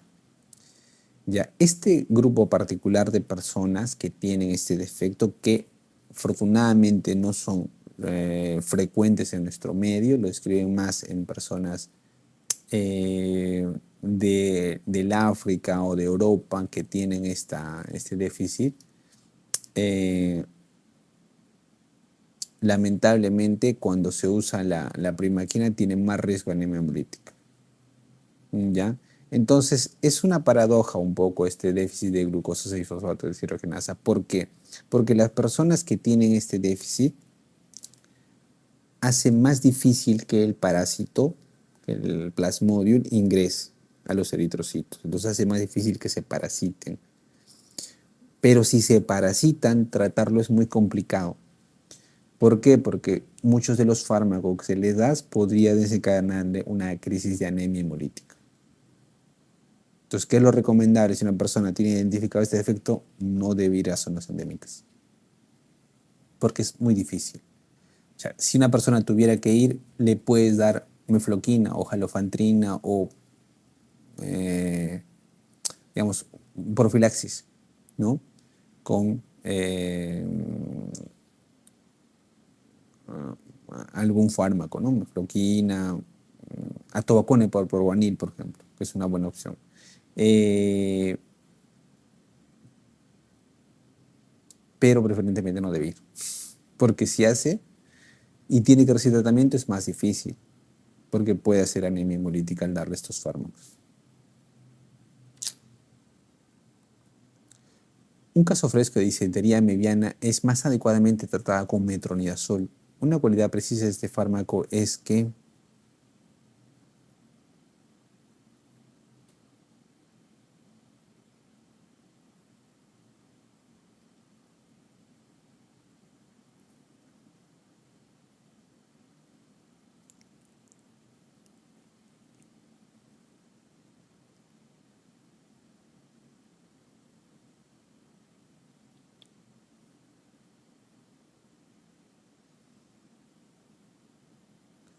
ya, ¿qué marcarían aquí?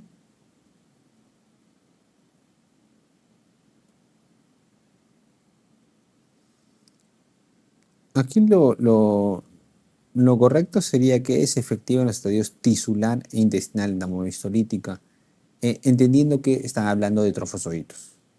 Son trofosoditos, sí, mata muy bien tanto a nivel intestinal como a nivel tisular. Es muy bueno para eso, ¿no? Porque el resto normalmente son falsas, pues, ¿no? No puedo usar para portadores asintomáticos. Esta es la única indicación en la cual metronidazol no va. O sea, si una persona eh, le encuentran quistes de entamoeba histolítica y no tiene síntomas, es que esta persona solamente lo está portando, no desarrolla la enfermedad, solamente está vendiendo la replicación a bajo nivel de entamoeba histolítica y lo único que elimina es quistes. Si uno tuviera que dar tratamiento, debería darle un quisticida, ¿no? Paramomicina, hidroxiquinoleína, furoate-iloxanida, ¿no? Que lamentablemente no llegan al Perú. La paramomicina llegaba hasta hace algunos años, ya no hay, ¿no? Esa es la única indicación en el caso de entamoeba histolítica donde no va metronidazol. Ahí sería solo un quisticida, ¿no? Entonces, metronidazol ahí no tiene mucha utilidad. Nosotros le damos porque no tenemos de otra, para ver si por ahí algún trofosodito le puede hacer algo, pero los quistes no le hacen nada, ¿no? Y todo lo demás es falso. Un extranjero que desarrolla oncocercosis en una región endémica normalmente es tratado con ivermectina y probablemente experimente una reacción de Masotti. ¿Cuál de las siguientes acerca de la reacción es menos precisa? Ya. Ah, con ivermectina puede presentarse reacción de Masotti, sí, pero en mucho menor medida que la dietilcarbamazina. Ahí va a depender mucho de la carga parasitaria. O sea, si tiene una alta carga parasitaria, tiene más riesgo de hacer una reacción de Masotti, ¿ya? Pero comparativamente, la ivermectina tiene menos riesgo de reacción de Masotti que la dietilcarbamazina, definitivamente, ¿no? Pero podría presentarlo sí si la carga parasitaria es alta, ¿no? Ok, entonces, en ese contexto dice, eh, ¿cuál sería lo falso, no? Lo que nos dicen acá, menos preciso, ¿qué sería lo falso en este caso respecto a esta reacción de Masotti?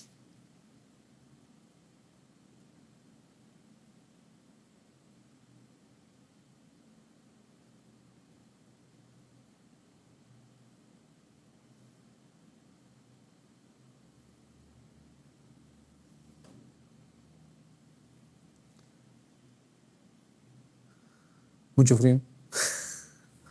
Uy, de repente le pueden pasar la voz para que... Ok. eh, Aquí lo falso es que se deba a la toxicidad del fármaco, no es por toxicidad del fármaco, ¿no? En este caso es porque el fármaco mata las filarias, las mata muy rápidamente o porque hay muchas microfilarias y esta reacción inmunolérgica, no es la reacción, la exposición brusca a los antígenos que están liberados. Esa es la reacción de Masotti, ¿no? Los síntomas que describen ahí es lo que se puede presentar en una reacción de Masotti, ¿no? Y cefalea, debilidad, prurito, dolores musculares, hipotensión, edema periférico. ¿Es más intensa en los extranjeros que en los adultos nativos? Sí, también está descrito. Varón, presenta malestar abdominal bajo, flatulencia y a veces diarrea. Se diagnostica mebiasis intestinal y se identifica entamoeba histolítica en las heces diarreicas. Se da un agente oral y reduce sus síntomas intestinales. Luego padece disentería seria, dolor en el cuadrante superior derecho, baja de peso, fiebre, hígado agrandado. Se diagnostica absceso hepático mediano. Historia de tratamiento farmacológico por taquiarritmia. No toma antiarrítmicos a la fecha. Tratamiento que debió haber recibido para los síntomas iniciales, infección leve a moderada. Esta pregunta al parecer está mal traducida, ¿no? Porque, digamos, lo podemos entender más o menos, pero no se entiende muy bien, ¿no? Vemos el contexto que nos quieren graficar. Se entiende que nos están describiendo un cuadro de entamoeba histolítica con un absceso probablemente y que ha tenido historia de disentería previamente. Nos pone algo sobre el uso o que tenía un tratamiento farmacológico en taquiarrítmica, aunque dice después que no toma antiarrítmicos a la fecha. Muy bien. Como les digo, probablemente la pregunta está mal traducida, ¿no? Eh, el hecho es de que normalmente si tenemos un contexto de una ameba, de un absceso hepático amebiano, ¿no? Y que ha sido precedido de diarrea disentérica probablemente, si tenemos que tratar este fármaco, como ya perdón, tenemos que tratar esta condición, recuerden siempre, el metronidazol es nuestra base del tratamiento. Eso va a matar muy bien los trofosoditos tanto a nivel intestinal como a nivel hepático. Metronidazol es la base del tratamiento. Pero sobre eso, para complementar el tratamiento, siempre es recomendarle quisticidas. Darle quisticidas para asegurar un tratamiento completo, para matar todos los quistes, ¿no? Entonces, en ese entender, aquí fácilmente pueden ver cuál es la respuesta. Es el único que dice metronidazol más algo, que sería en ese caso el furoato de diloxanida, que es un quisticida, ¿no? Porque darle solo metronidazol no sería lo adecuado. Lo hacemos aquí porque no tenemos de otra, pero no es lo adecuado. Deberíamos darle siempre un quisticida. Y darle solo furoato de diloxanida no sería tampoco lo adecuado porque solo matarías quistes, no estás matando los trofosoritos.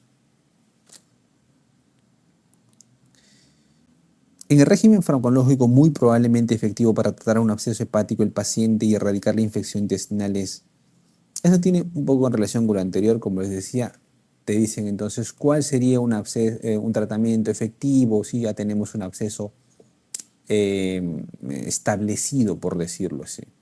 Nuevamente, en el razonamiento tienen que pensar, metronidazol es la base, entonces van y buscan metronidazol. Aquí igual por descarte, el único que tiene metronidazol, esa es.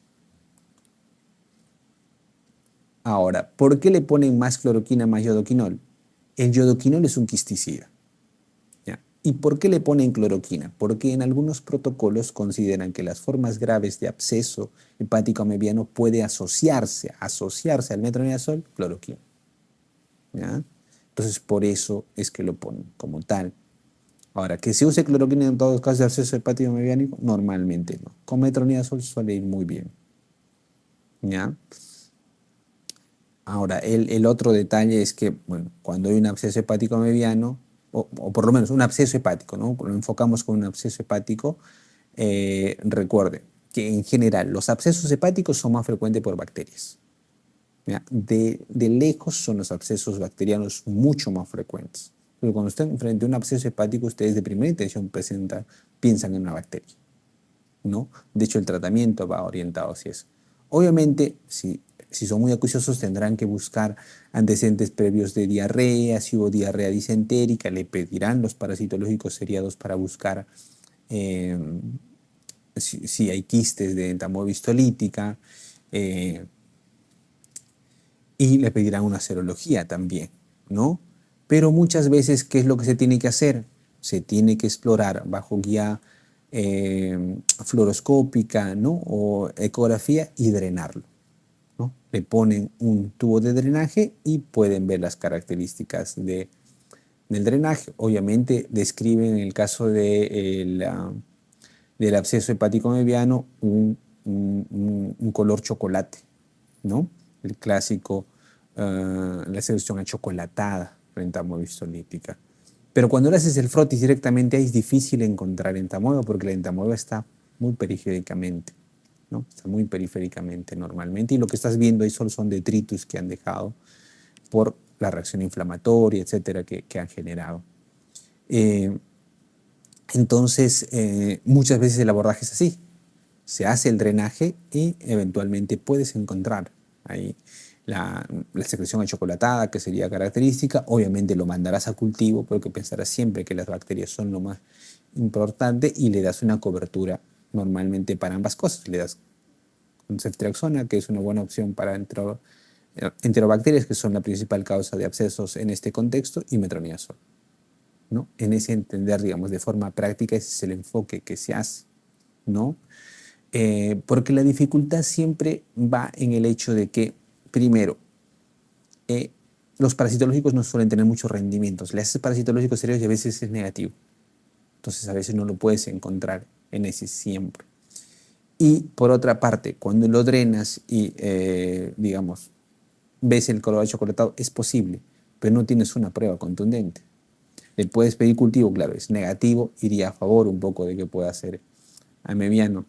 Y el otro gran problema es que si un paciente viene de una zona endémica, recuerden que el 70% de las personas con formas o con entamoebistolítica pueden ser asintomáticos. Ese es el otro gran problema. Entonces algunas personas pueden tener serología positiva y no siendo, ¿no? Entonces de forma práctica a veces se cubren ambas situaciones, ¿no? Porque distinguir ambos es algo complicado.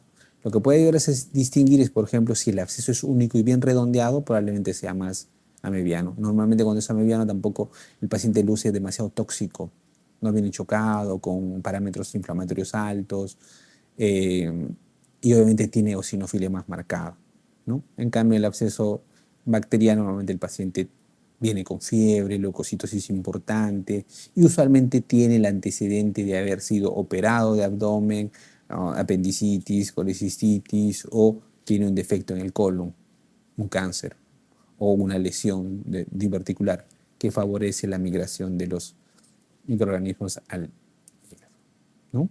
Entonces, ese es un poco también el contexto. A veces no es tan sencillo poder definir si tiene o no solo un absceso hepático amebiano. Muy bien, vamos a hacer aquí un pequeño break, 10 minutos por favor, y continuamos.